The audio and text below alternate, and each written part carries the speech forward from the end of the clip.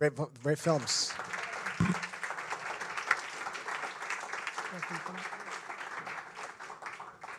So, I'm proud and happy to welcome Kendall Johnson, director of these films.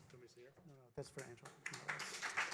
Also, Kendall Qualls, where are you? Kendall Qualls, come on up. He's a producer of I Am Victor, is that right?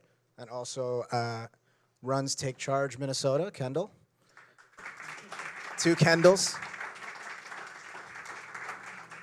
We have the lovely young fair intern, Sahar Tartak of the Great Neck High School. Come on up. The stunning and brave Moshe Levy. Come on up. And last but definitely not least, the amazing Kevin Ray. Everybody, come on up.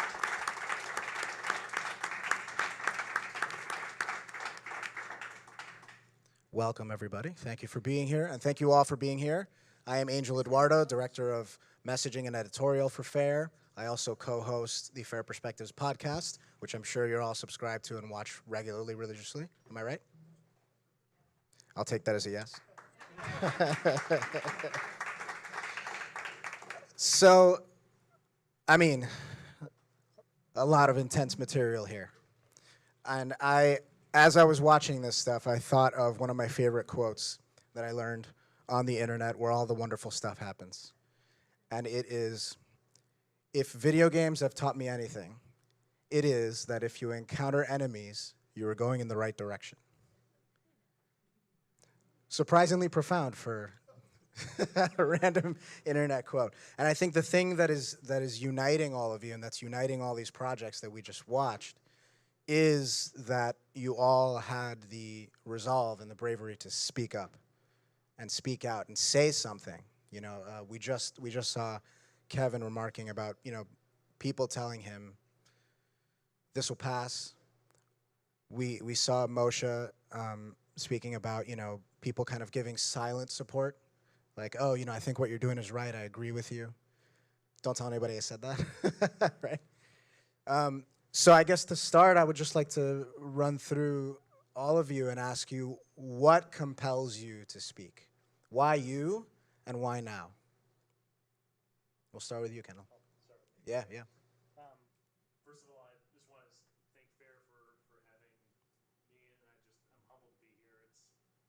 It's all your guys' stories, and yeah, I'm just thankful to be a part of it and to be able to edit all and yeah, I'm thankful. So, the reason why I love to got into filmmaking in the first place and tell these stories is, like for me as a Christian guy, two values I go by is to love God and love others as myself. And there's a huge movement going on that if you don't agree with me, well, then you're my enemy. And that I'm not okay with. And I'm seeing people be silenced when they stand up. I'm seeing people's lives be destroyed when people stand up for just wanting to have a conversation. Most of yours, I have two boys, Hank and Frank. They're 8 and 6, and your story just really hit me because you just wanted to have the conversation. It just started with, hey, this doesn't seem right. There seems a lot of stuff here. Let's talk about this.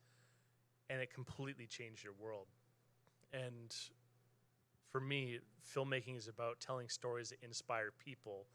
And we all go through things in our life where events happen to us. And I want to be able to take those stories and share them with the world so that other people can be inspired to stand up for their kids. Sahar, for you, for inspiring other students to stand up in their schools.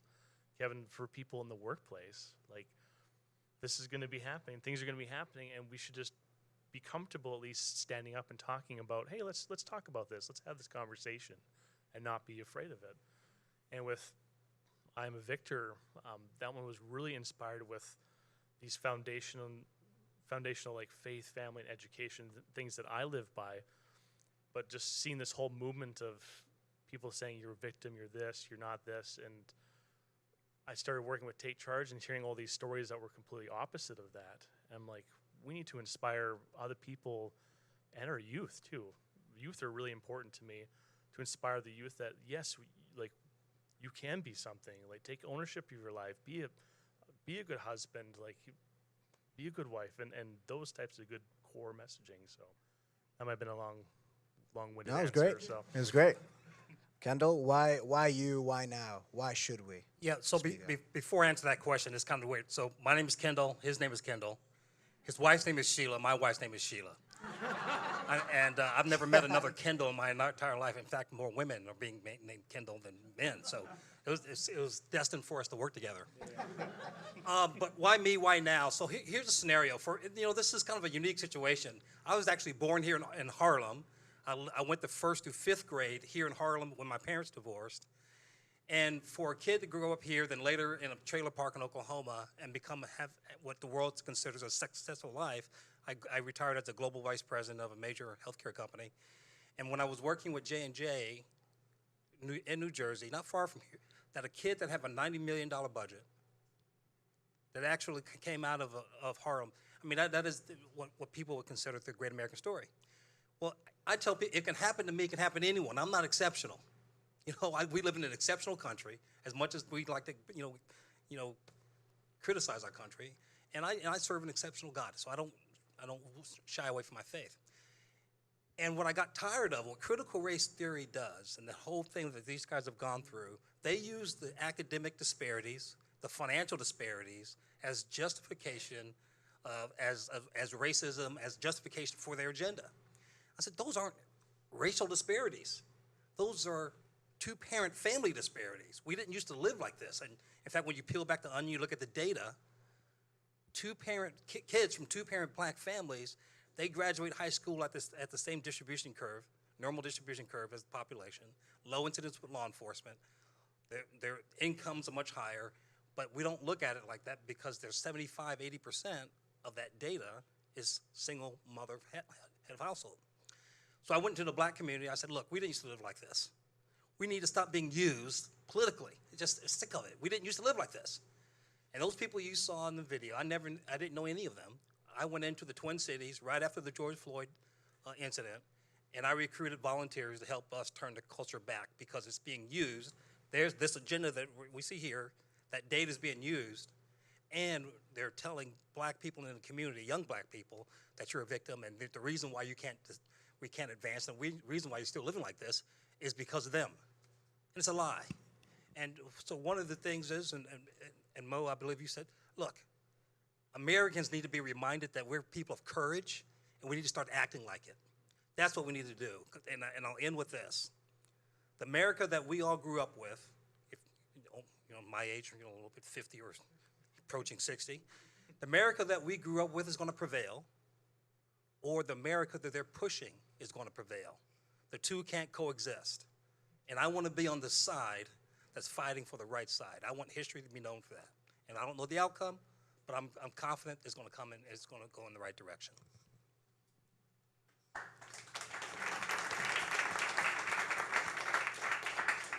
How do I follow that? Okay, well, I think I'll start a couple decades ago. My family, on both sides of the family, came here because they couldn't be who they were elsewhere. They couldn't be Jews under the Nazis, and they couldn't really be themselves under the Ayatollah in Iran. And so they came to this country so that they could speak and express themselves and not be put into boxes.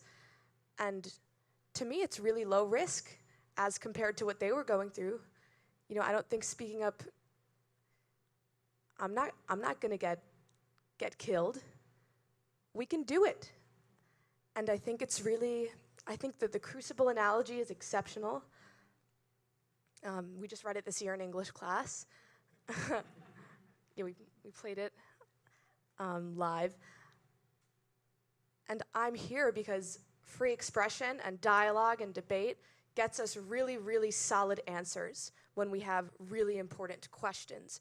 And for that to be shut down the way it was in my school, so for instance, for questioning signing off on a $400 check to a vague political group, for that to be shut down, I think is really dangerous. And I think it is so worth taking the risk of speaking up, the really small risk, by the way, so that we can kind of move forward on a better path, on a more open path where we can talk about things. And because I know that I'm here, I'm in this country, and me and my family, we made our way here because we're not victims. And that's the mindset I want to move forward with. We're people of courage and humanity and kindness, and that is above all else, and that's above any of my personal interests, you know? So I think that's kind of why I spoke up in my situation at my high school. Well done.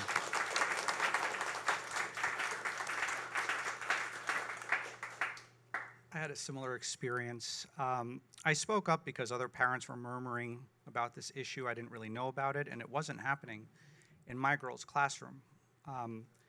So there really wasn't anything personal for me in it, but I do love to associate with people who I don't necessarily agree with politically so that I can learn from them. I really hate sitting around with people that I agree with because I'm not going to get anything out of it. And the irony here is that we're talking a great deal about courage, but I found that it doesn't take any, because I never found somebody who adhered to this ideology that was willing to sit down across from me and debate it. They never do. They want to shut it down, or they want to tar you or label you because their arguments are weak, and because they don't really have any conviction, and because the whole thing is essentially a giant cult that is a house of cards that falls as soon as you expose it to any degree of rational thought whatsoever. So I would encourage you to read John McWhorter's book, because it really changed the way that I think about this, and I read it after my whole experience. And essentially what he says is that it is a cult, it is a fundamentalist religion with all of the suspension of rational faculties that implies. And so when you walk into their den and question the tenets of their ideology, it would be akin to you walking into a church or a temple or a religious institution and saying, hey guys, you know, there's a couple of contradictions in the Bible. I don't know if you've thought about this yet. And the people in there get mad at you because they're there to do their thing and you're disturbing them. And so McWhorter's point is that you are not going to go into this den and defeat these people on level ground with arguments and reason and rationality. You're going to defeat them by essentially working around them to the degree that you can and marginalizing them to the degree that you can, because they're not open to reason to begin with. I learned that along the way. I think that's the biggest takeaway that I had from it. And the other thing that I would say is that as far as standing up, somebody has to do it. Everybody's making noise about this happening, and my speech to the parents who are telling me behind the scenes, you're doing so great, but don't tell anybody I told you, is that all of us, when we have kids, we sit around with each other. You sit around with your wife or your husband, and you look at this little baby in your arms, and everybody makes this speech once in their life. They say, oh my God, this is the most precious thing I'm holding here. If there was a lion in front of me right now and I had to protect this little thing against the lion, I would do it. Everybody says that. And they check the temperature of the milk on their wrist to make sure it's just right. And they tuck them in at night just to make sure everything's just so. But here's a school that you pay for that's indoctrinating them with poison, and you won't stand up? It says a lot. So even if you're all alone, do it. Because I can look at myself in the mirror, and those parents that still call me today that didn't, I don't think they feel as good about themselves or their kids or their future.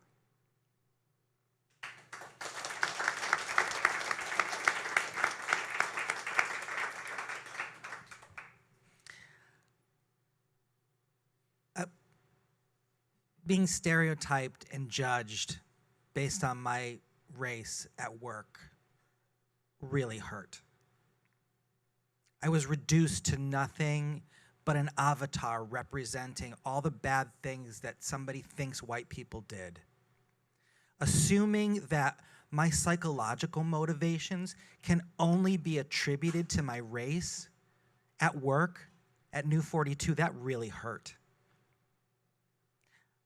I did not feel seen and heard as a three-dimensional human being who has thoughts, feelings, desires that are completely disconnected from any identity you think you see when you look at me.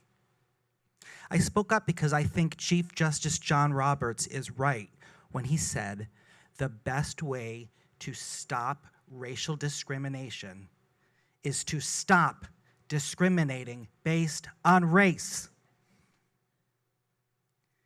I believe in diversity. I'm a theater artist. That's a collaborative art form. You have to work with other people to make theater. And one of the best assets you can have is a diverse ensemble of actors and designers in that room making the show with you. But I don't just mean diversity of identity. There are other diversities. Diversity of viewpoint is really important. If you're making a show and you've got people in the room who have different life experiences, who can shed light on something from even polar opposite points of view, if you could get those 2 points of view in a show, that would be riveting. But when you're in a context like I was at New 42, where you're getting silence, when you can't dare say something out loud, that's frightening and hurtful. And that was the reason I spoke up. That's a good reason.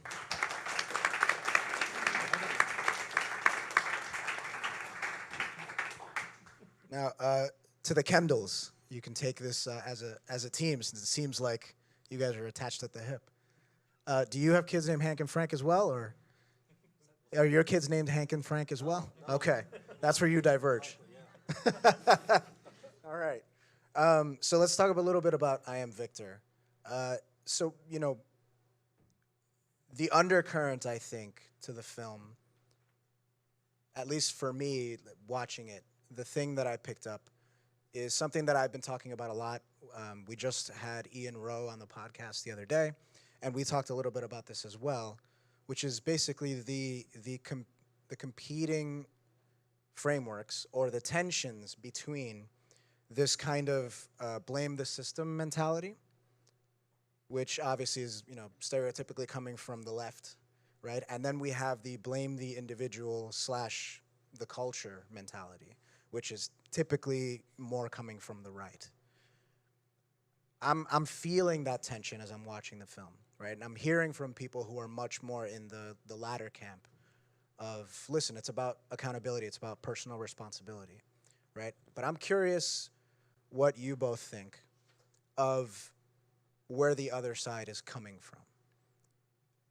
If you can see the ways that maybe their framework does apply, maybe, you know, personal accountability, they would say, yes, of course, but I can only make the choices that I have the capacity to make or have the ability to make given my circumstances. What would you say to something like that? So one thing, I'll give you some context. Everyone in that film lived through either the segregated part of our country when the laws were against, really systemic racism was there, or they came from broken families. They were the first ones to start and break the chain of two-parent families. So they speak not only from academic understanding, but also personal experiences, as well as myself. So when the other side says, well, no, you just can't put personal, yes, you can. Listen, my father lived through the Jim Crow South. My grandparents lived through the Jim Crow South. They didn't leave their wives. They didn't leave their children. At the worst, so those are personal responsibilities that we give no credence to. Like, there's no power to do that. So basically, how would I put food on the table for their children, but they still didn't leave them? I'm going to tell you, there's civil rights leaders rolling in their grave right now because in Father's Day, we're going to have in a few days, they're going to be celebrating in the black community Baby Daddy Day because more children are a product of their baby daddies and not a father that's in their lives. So, you know what? I don't give these guys credence. I lived it, and those are excuses they want to advance an agenda. They empower themselves and their wealth. These DEI agencies, they're all over the country, these consulting groups. I could make a ton of money being on one of those sides. I don't make any money on this side. I don't want to, because I'm standing up for truth. Why would they do it? Because there is a financial incentive and there's power by advancing that agenda politically and financially against the people that they're supposed to serve. It's tragic. It's tragic. So I'll let you finish up, but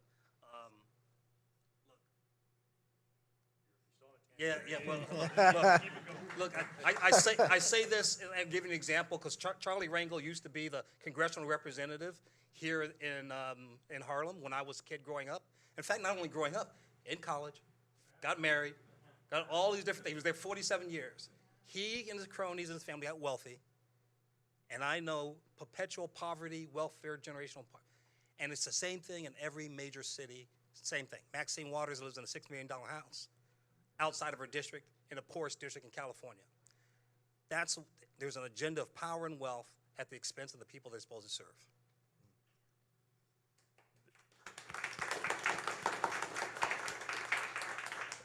There's a proverb out there that says, "So a man thinketh, he is," and mindset is a huge thing across all communities. And if we choose to believe the lie that we are a victim of our circumstance, or I can never be this, or I can't be anything better, we will live our life that out in truth. And part of the film, of like the huge basis of the film, is all these people and their stories of like Kendall was saying, like they've lived through all this segregation, they lived through this racism, they lived through these moments where the culture around them should say that, like, well, you're a victim of this, you're a victim of this. And they basically said, no, I'm not going to accept that. Like, I'm going to do it. I'm going to overcome these situations. I'm going to overcome these circumstances. And there's even further stories within the film. Like, that was like 14 hours of footage down to like an hour, like of just the people's lives and like all of the trials and all the hardships that they've gone through. So maybe we'll be an I Am Victor 2 one day, who knows?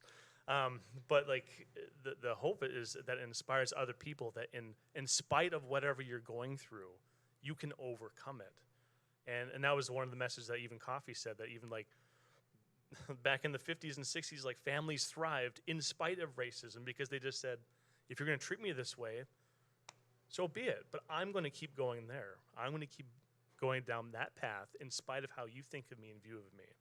And and this is one last thing I'll say. The reason why we did this film is because the other opponents of critical race theory and this whole thing that the system is, they're always going to use the disparities unless we get our act together and get back to the foundational things that made us successful. So that's why I went in. I didn't go to the black churches, and I'll say this, and this is controversial, the moral authority of the black church died with Martin Luther King.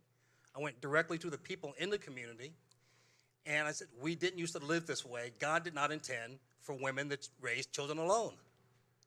And a lot of heads were nodding up and down. It's a cultural issue. But unless we fix this disparity in these issues in our own communities, politicians will always use those disparities to advance an agenda against the norms of what we used to have in our country. hope that answers your question. Yeah. Trying to poke the bear a little bit here. I'd love to see the Peter Jackson cut of I Am Victor. That'd be great.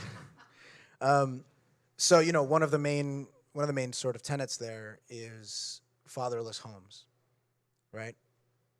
Where did the fathers go, as per you? Where'd the fathers go? So I alluded to this in the video. So back in 1968 or so, a lot of that aid to family with dependent children, it's called welfare, was heavily marketed in the black community. It started this whole generational thing of no fathers in the home. Basically, that you can actually get a monthly stipend, free rent in your apartment, but you can't have a man in the home. And it was the biggest bait and switch Trojan horse that you can ever shape. First time that ever happened in American history, by the way. Financially incentivizing women to have children being unmarried. It almost sounds immoral, because it is. And what it had a catastrophic normative effect over generations, and not realizing what happened. But the key around this is there's not been one initiative to reverse the trend. And that's what we're starting with Take Charge. It's not normal no culture on the planet has that as a normative situation where typically in any major city, 90% of the kids grow up without a father in the home. That's not normal. And we're going to stop calling it normal, stop acting like it doesn't matter, because it does. Well, it certainly matters, yes. There's, I think, ample evidence that a two-parent household is clearly better. But I'm curious, It became socially normal and acceptable. right. Can I speak some about the father, Yeah. where they go? So the first video that I did for Take Charge last year was a gentleman named Wayne. And I'm going to condense his story as best as I can because it's a powerful story. But grew up in gangs, grew up in poverty, and he didn't have good father role models. And something that he speaks into that he's seen a lot of is that as men, we need fathers figures, and they're going to get it from somewhere. And gangs, especially in poverty, that's where they're going to go. And so he really broke the trend of his life, where when he had his first child, he's like, I remember his thoughts were, I really want to be a part of this child's life. And the mother at the time didn't want that because she knew what he was into. And the drugs and the dealings and all that other stuff. And his friends around him even encouraged him, like, dude, you have a free pass. Like, you can just go and not be a part of this life. But something in his heart was like, no, this isn't right. Like, I need to be a part of this child's life. And through the years of just working on himself, being better, taking ownership of his life, now he's got 4 kids with that and married with that same woman and just thriving in his life. But it came with a decision of, I'm not going to accept this life. I want something better. And it was his Christian faith that drove that. Actually, yes, he has 5 kids now. Yeah, 5 kids, yeah. That'll do it. But I'm curious, like, you mentioned in the film, faith and family were the first to go. Why do you think that happened? What happened? You note the change, right? Yeah. Between what's going on in the civil rights movement, the sorts, obviously Martin Luther King, a family man, and you note the statistics of what the homes were like, and then you note the shift. But what do you think created the shift? So again, that's why we give a historical context. That Great Migration, where you had tons of the people that came north in a black community from the South were really young people, and they didn't have anchors into to their church community, and they'd have parents and grandparents. They said, "Don't you do that?" Those parents and grandparents back south. So that behavior of, okay, yeah, we're going to do this. And then you had community leaders encouraging it on. One of the things that the community leaders get that they might get a government grant, if you will. And what it did for those communities, it created permanent power, that those people were going to be voting on a certain direction. And, hey, we're going to give you this for this, not knowing that they traded their freedom and their future, especially for their children at the time, and generation in the early 70s and all that when it came out. I graduated high school in 1981. I started seeing pregnant students in schools for the first time, 79 and 80, that didn't used to happen. And at that time, it was 50-50 two-parent families and fathers. And it just kept generational perpetuation of that. It became, okay, well, look, we don't want to shame them. We don't want to make them feel bad. Well, literally, if you look at the statistics of these kids that grew up without a father in a home, I mean, the data's there. You talk about following the data, following the science. 50 years analysis, higher percentage of these kids incarcerated, mental health issues, low academic achievement, dropout, homelessness, all this. It's like state-sponsored child abuse, because we know the data. For 90% of these kids, it's going to be this way. And I mean, New York City's seen it in steroids over the last few decades. But we act as if it's normal. And so we're going to start a movement in the Twin Cities, and we hope to get it started across the country. Yeah, so tell us about Take Charge Minnesota. What is it? Yeah, so and listen, what's the guys. mission? I started this organization basically that the promise of America works for everyone, regardless of race, regardless of social standing in life. There's a formula that works, right? Get a good education, get married, have children after. Or, yeah, you know, be committed to that. And whatever your field of study, if you want to go into the sciences or STEM, that's great. I tell you what, there's a big opportunity for people going into the trades today. So it doesn't matter your field of study, your field of profession. There is that American promise for everyone. But what happens is these kids or in these communities, there is so much trauma. What they live through. I tell you, school is the safest environment for them. Going home is always the issue. It was for me, and it is for a lot of these kids. And now, what they're making with our schools, they're not even a safe place. They're grooming them for all this other stuff now, but they're trying to teach them and put them into little boxes for critical race theory. School used to be the safest place for helping kids get out of this situation, and now it's no longer the place. You're not going to get critical thinking skills out of schools today. So on a more personal note from me, you know, one of your 3 pillars, faith is the one that I may have the biggest problem with. I grew up Catholic. I am no longer. So what happens with someone like me when that pillar is missing? What do you say to somebody like me where I say, listen, I tried, it's not going to happen? Sure. You know what? Whether you like it or not, Western civilization, the Judeo-Christian values that this country was founded on, this country, it's only 200 years old. And because of those values, those principles, because they worked, we're basically living off of our grandparents' blessings. You know what? We may think, well, this is what I did. Well, you know, where I started in life is because of what my parents and my grandparents and all those things, and our grandparents had a much more stronger religious faith, whatever that faith was, that got us to this point in this country.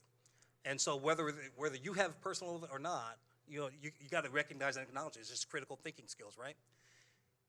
And one of the pastors that I had, he said, look, even for people that are not in religious faith, when they follow those principles of those people that have that kind of faith, they got success from it. You still have, there's still boundary. Well, then what is a moral authority? What is the right thing to do? And if it's not based on certain principles, then it could be anything. And that's what CRT really is trying to redefine. What they're doing with CRT is, I call it, they're trying to wicket us. You've guys seen the play Wicket, where they retransform the Wizard of Oz. That's what they're trying to do to the United States. 1619 is a classic example. That's a really good question. And for me, my response is always, well, let's have a conversation about that. Like, I'd love to talk more. But then the initial quick response is like, totally understand. So then the challenge for others is, how can you then love others like yourself? How can you serve others? And if you can do that, you're on a good road. Fair enough. Let's move on to Sahar. Sahar, you spoke beautifully in the video about Thank you.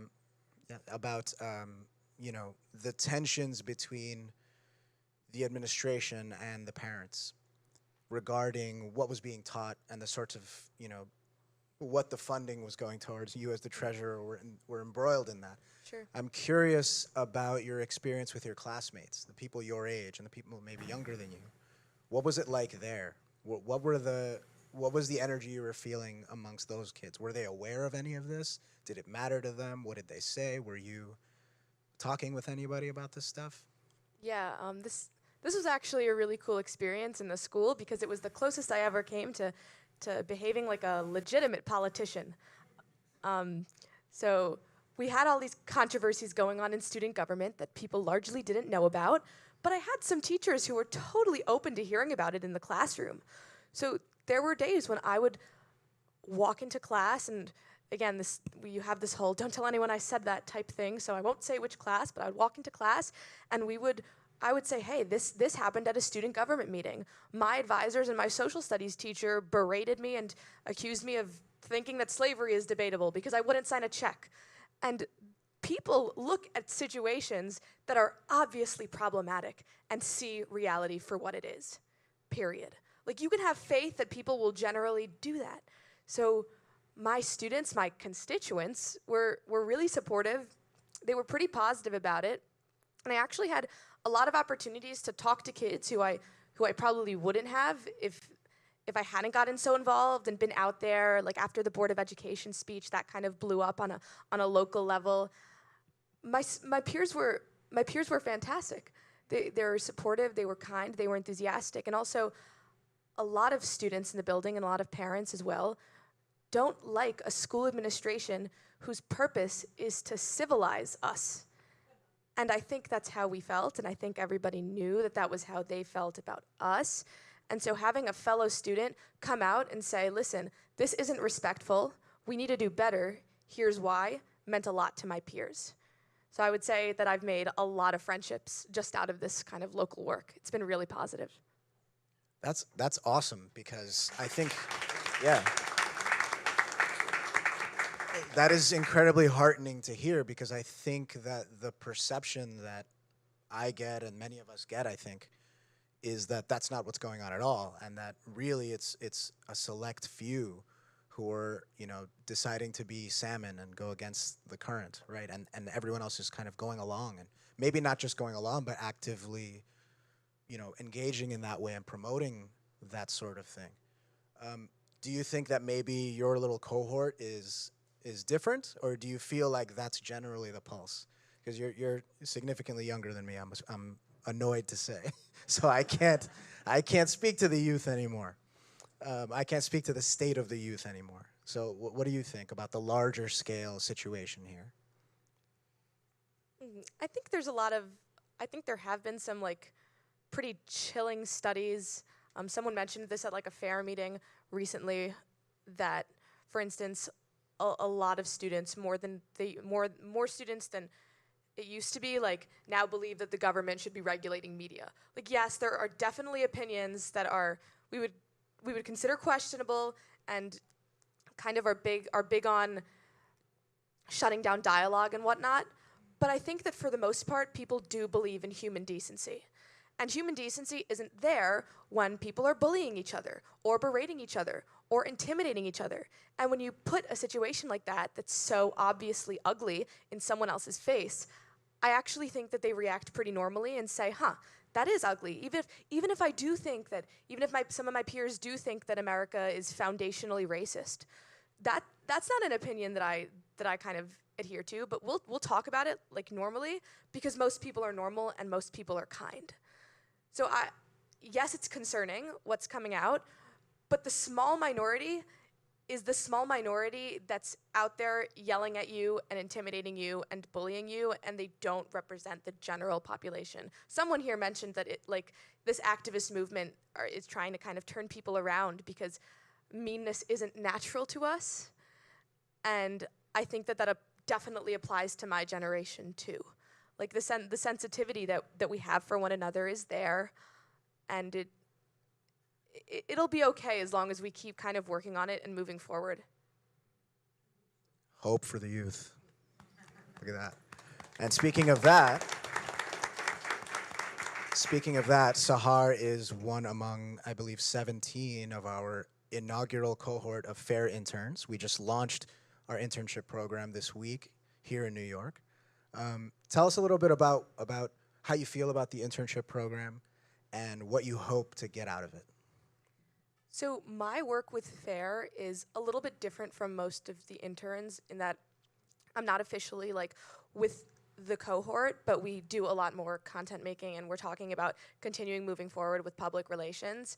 So I will say, though, that I joined the interns that are kind of working more work. I joined them at dinner this past Monday, and it was just really cool to see how there's different interns for different sections of FAIR and all the different stuff that FAIR does. So FAIR actually does a lot more than I knew. There's FAIR in the arts, which is kind of organizing FAIR's values in a way that yes, you. Yay, FAIR in the arts. In a way that can ensure that people who are involved in the arts can be, comfortable with themselves and in those spaces. And the interns, just getting to know them and meeting them, it was really positive. They had training, they got to meet all these cool people. Our sponsor was there, the person who kindly sponsored that dinner.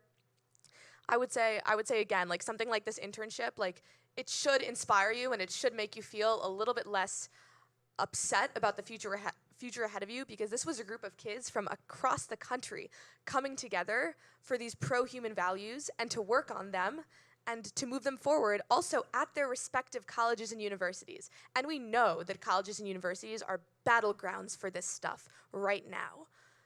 But look, they're there. And I've had conversations with people who aren't fair interns, but also, again, feel similarly about human decency, kindness. So that's kind of my experience with the fair internship cohort. Beautiful, beautiful. Now, Moshe, I wanna tap you a little bit. You know, as we said, you took it upon yourself to speak up and speak out, and you found yourself alone in a way that you shouldn't have been. What do you think we can do to galvanize more people to speak up and speak out? What do you think is missing? What can we do to nudge people? Because I think I think everyone here can agree, we need a kind of I am Spartacus moment, you know, where everyone is standing up and everyone is saying, you know, I'm here, I'm going to say the same thing here. I have these concerns. What can we do here? Did you ever hear of the sociological case of Kitty Genovese? Yes. Okay, so if anyone's not familiar with the story, real brief. Yeah, go for it. Okay. Kitty Genovese lived I think somewhere in New York City, if I'm not mistaken, sometime in the late 1950s, early 1960s. She was walking home from work one night. I think she was a bartender. Please forgive me if some of these details are off, but the major point will be made. She was walking home 2, 3 in the morning, coming into her courtyard, and the building that she lived in was a U-shape, so she was coming into the courtyard this way.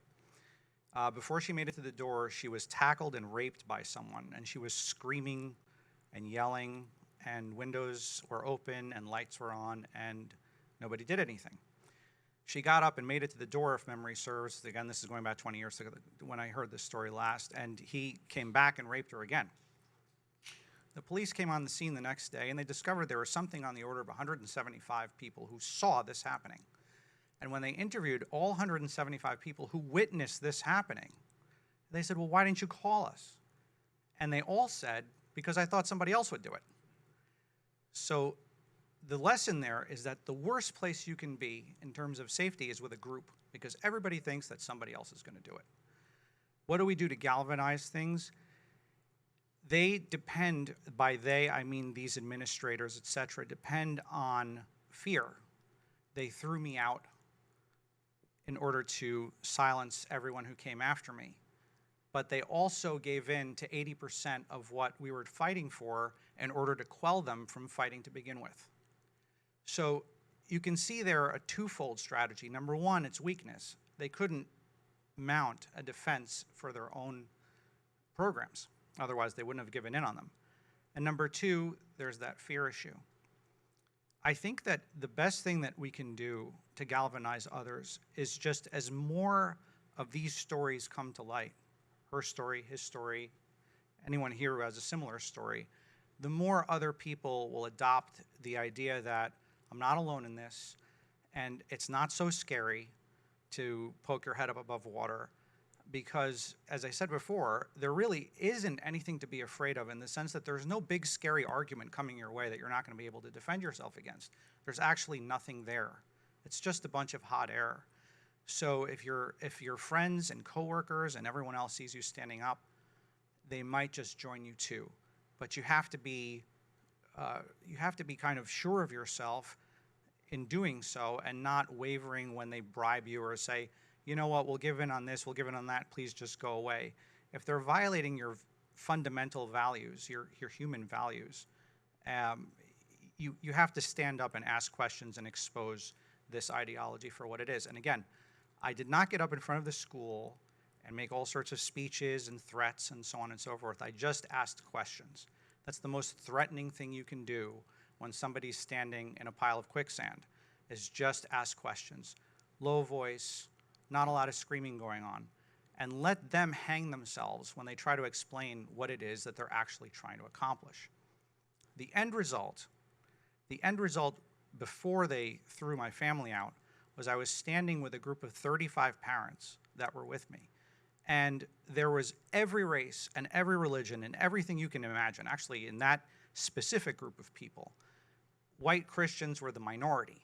Most of us were not white Christians, like me. And the administrators were all white. And they read Robin DiAngelo, so now they're enlightened. And they think that they can tell us what's good for us. And I said, imagine how this would look in public. And they all literally they all put their hands like this. You can see how painful it is and how easy it is. So there's really nothing to do but stand up, even if you're all by yourself. Although, as more of us stand up, more will stand up after us. Absolutely. Now you mentioned,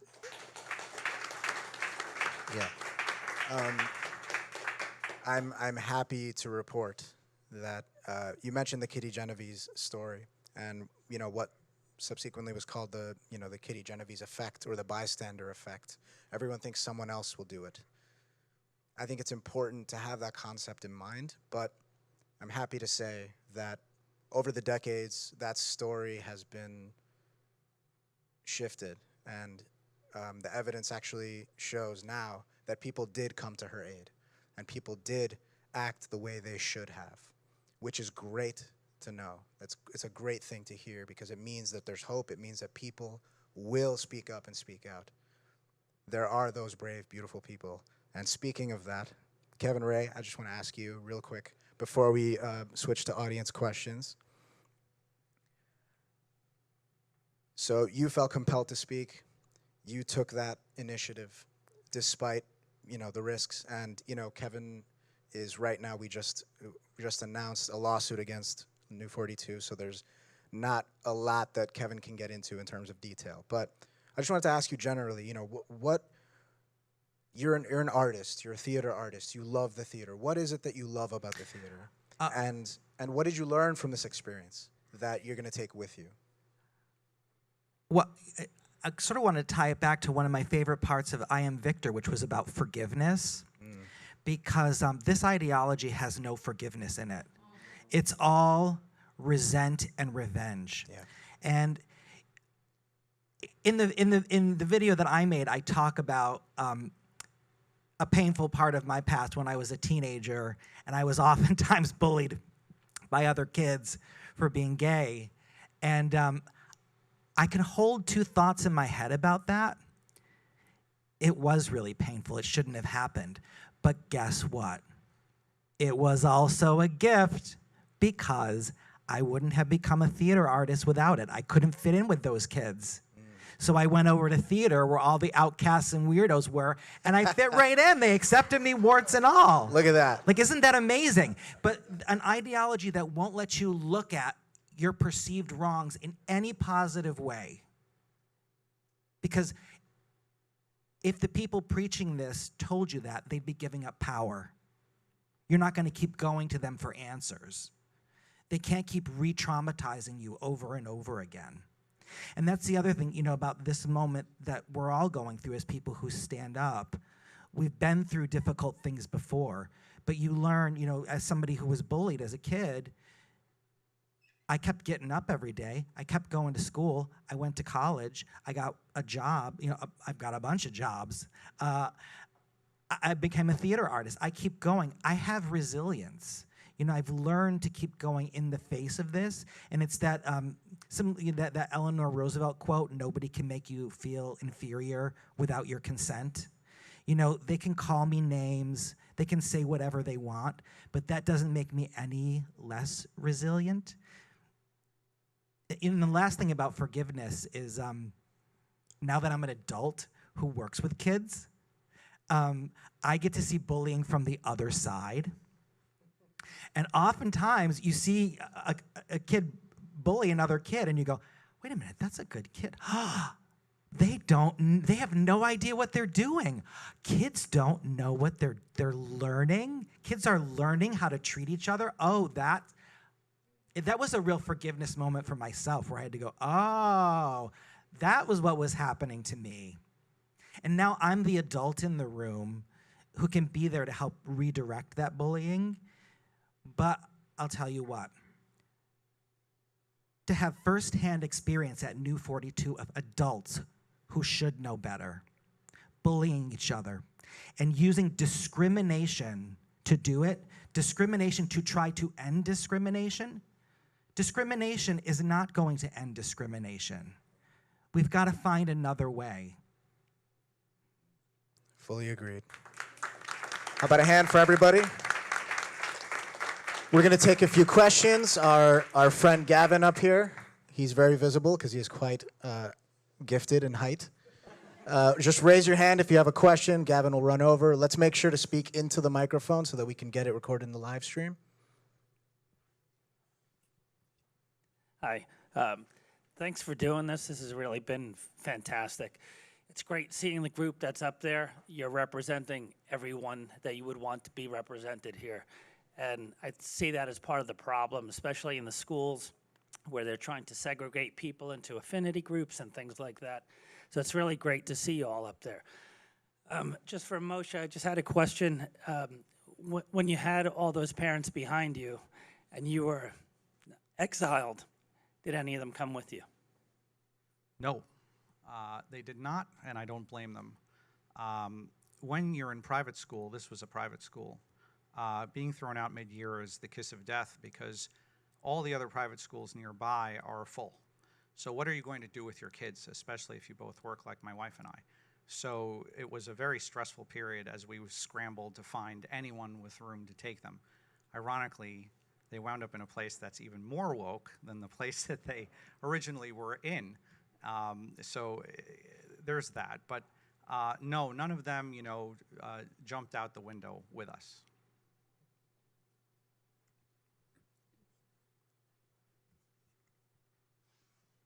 Don't be shy. Raise your hand. There we go. Hi.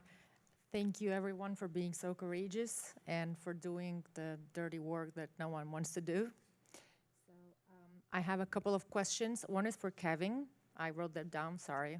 English is not my first language.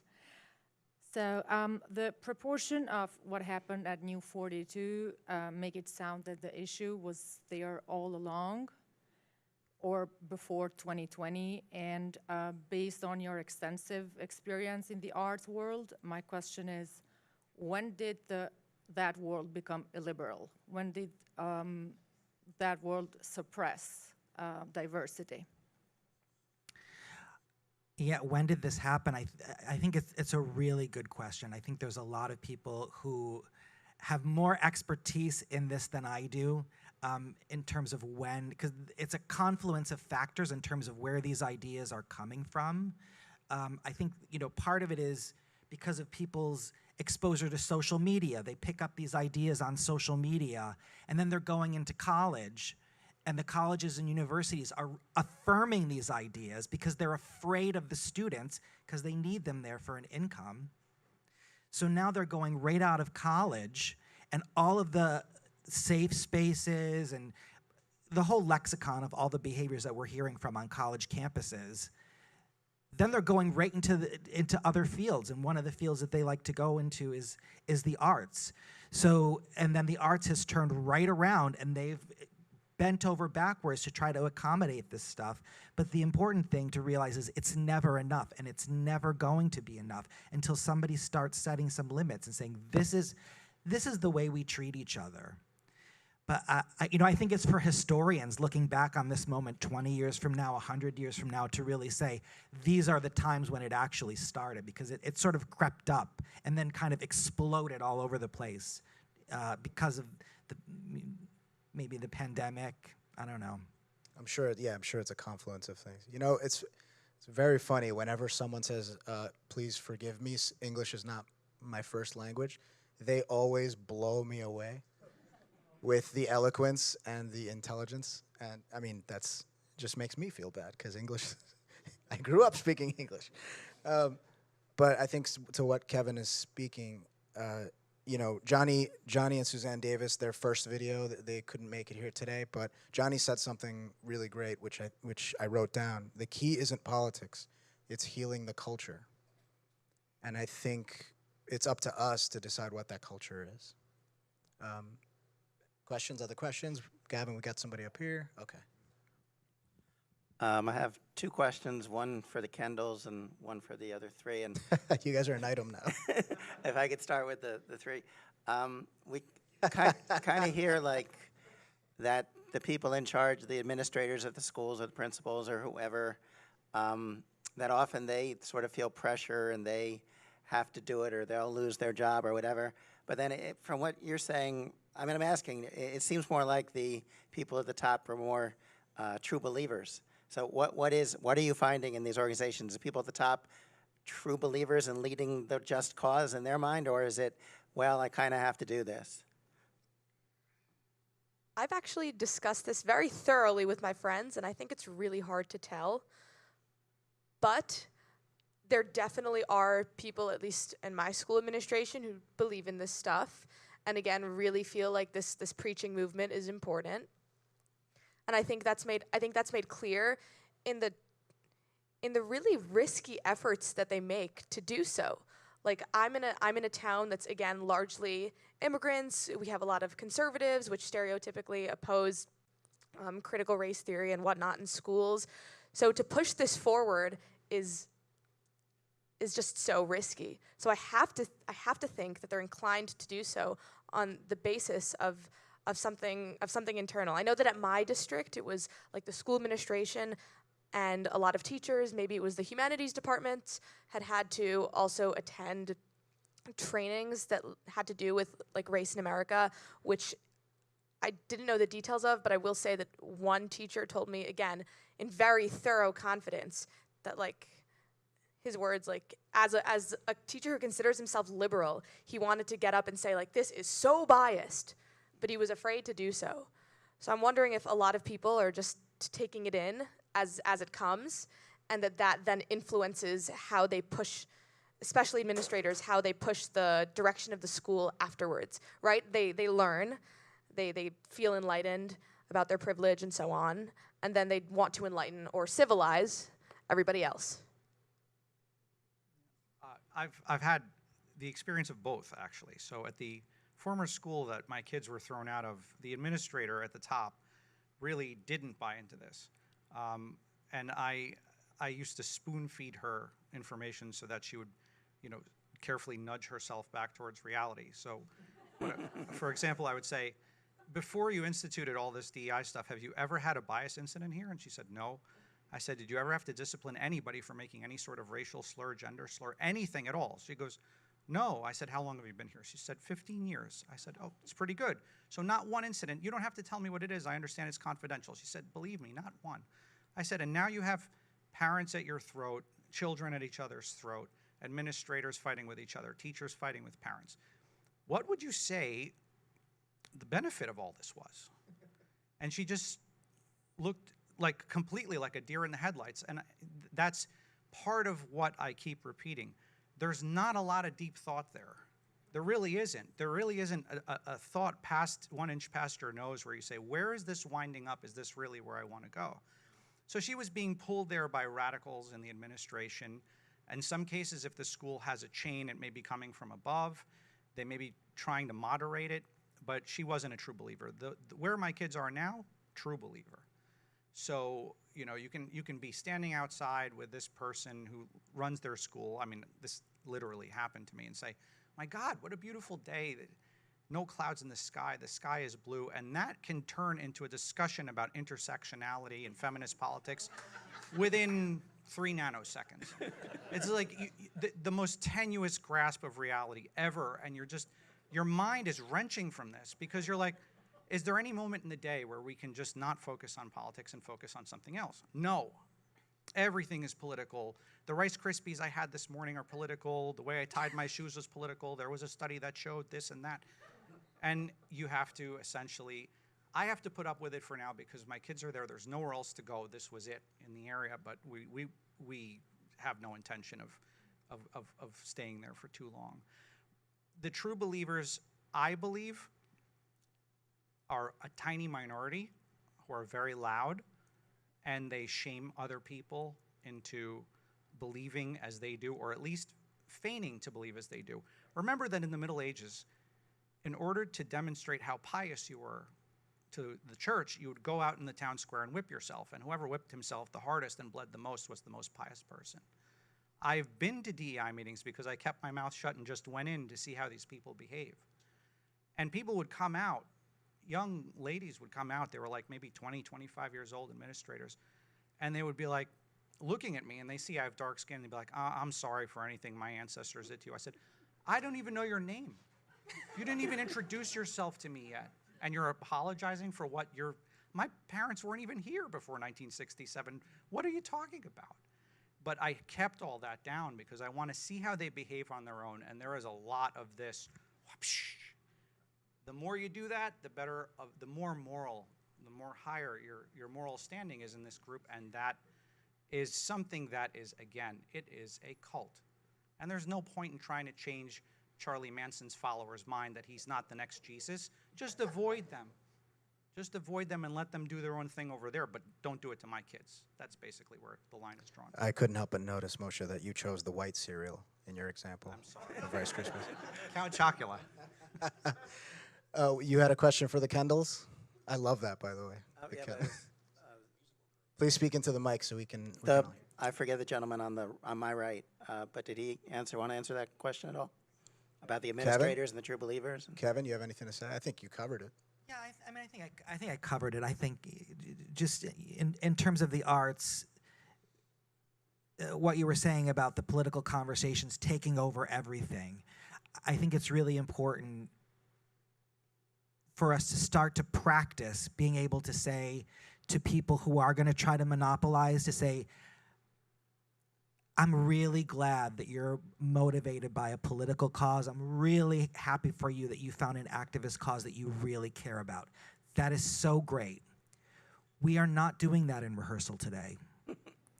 I am not going to stop rehearsal for this today.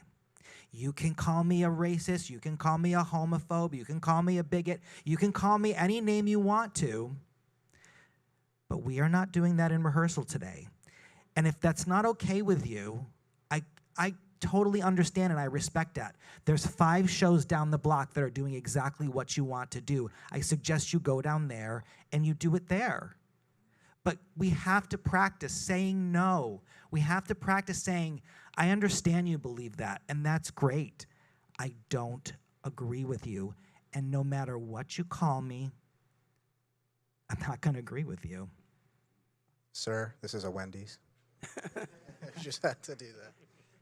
Okay. My other question was, as you guys have mentioned, it's the classic thing. It's, is it self-responsibility in the culture? Is that the problem in the black community? Or is it the racist system? I don't know where I heard it, but kind of on some podcast or something, it seems there was a philosophy that was glancing at trying to put those two together in a important nuance in kind of saying that from the left, saying, okay, we grant that the culture is a problem, but it's not the fault of the black community. It's the system that has made them so, that's what's led to it, which sounds like something that could maybe be agreed upon, that if we agree upon the problem, whether it was caused by one end or the other end, or even if we agreed it was caused by the system, but it was the culture more, that could move forward. Have you encountered that idea at all? No, I haven't.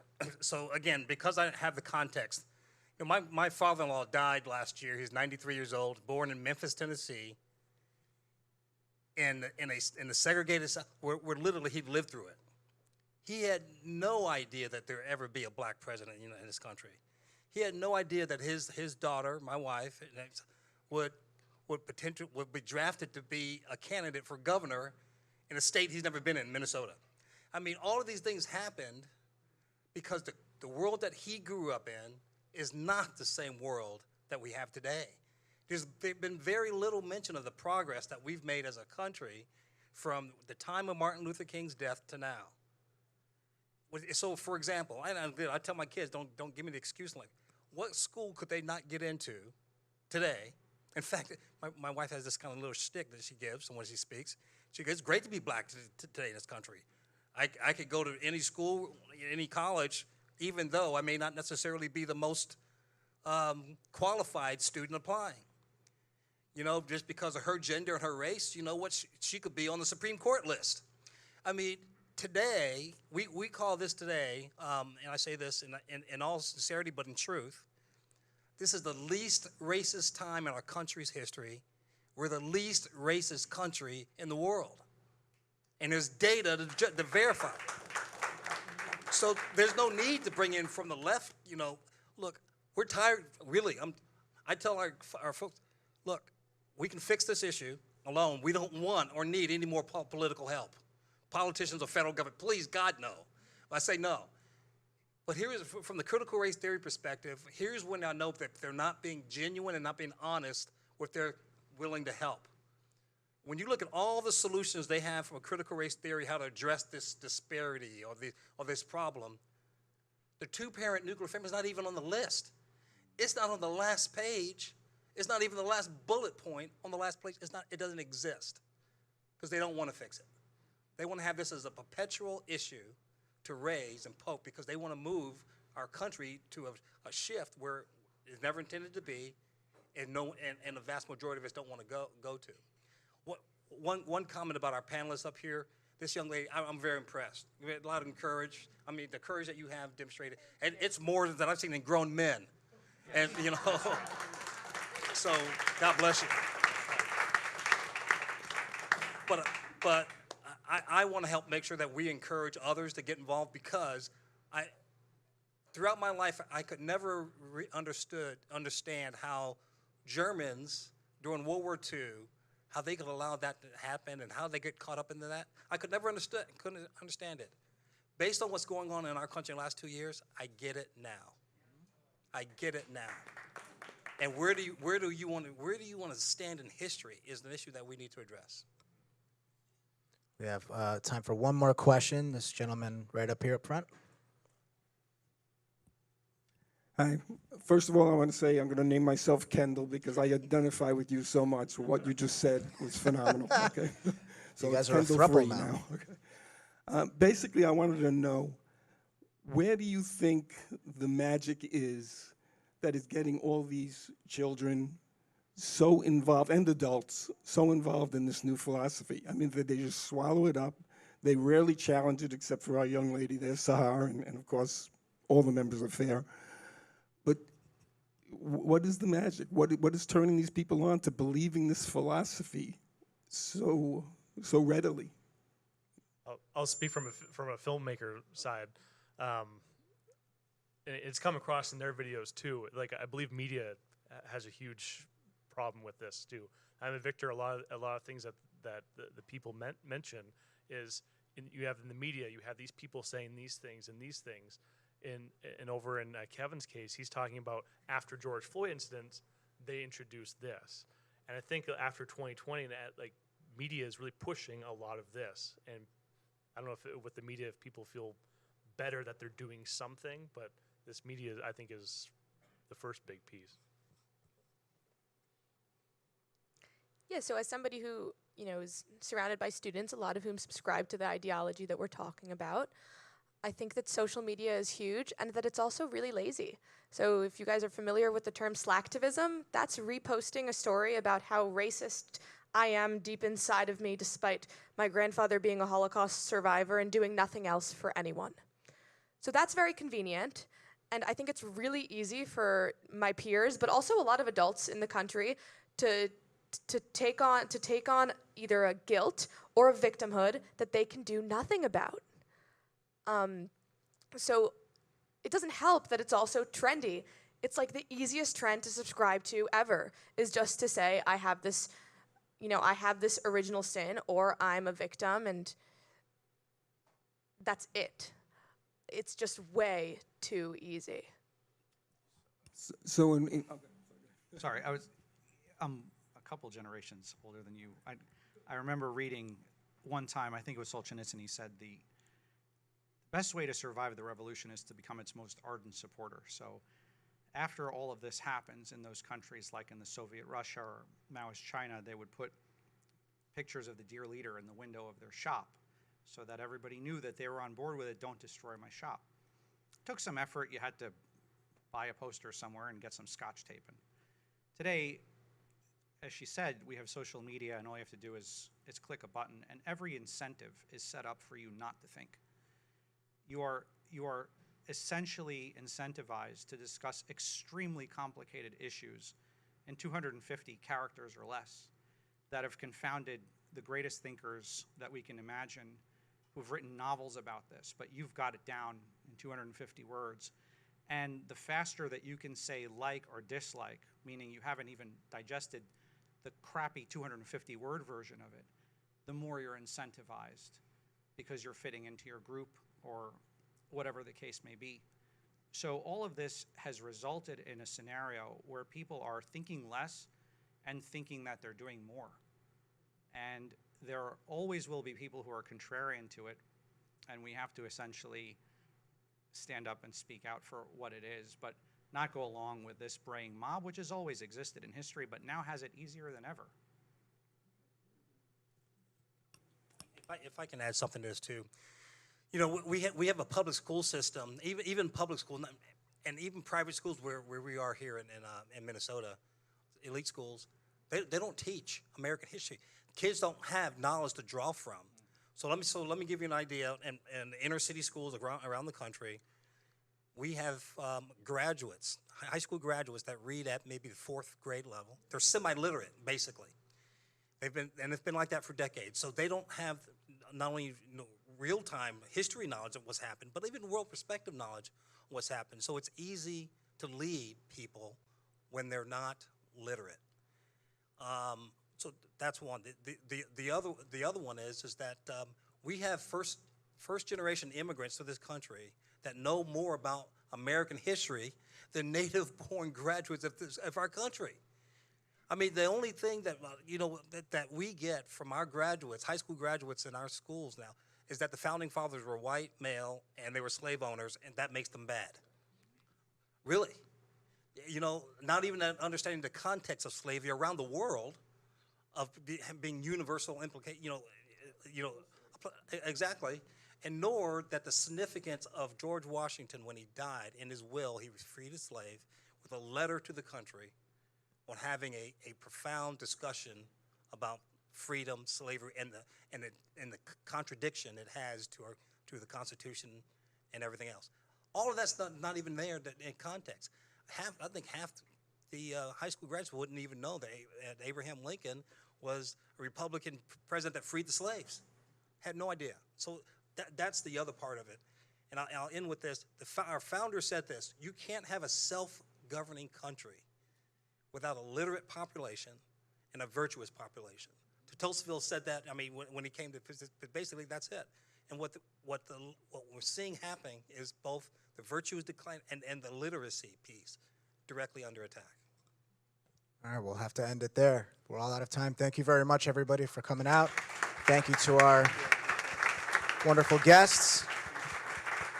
And I just want to say this was just the kickoff to the Fair Film Festival. We've got more Fair Film Festival stuff going on. Visit us at fairforall.org.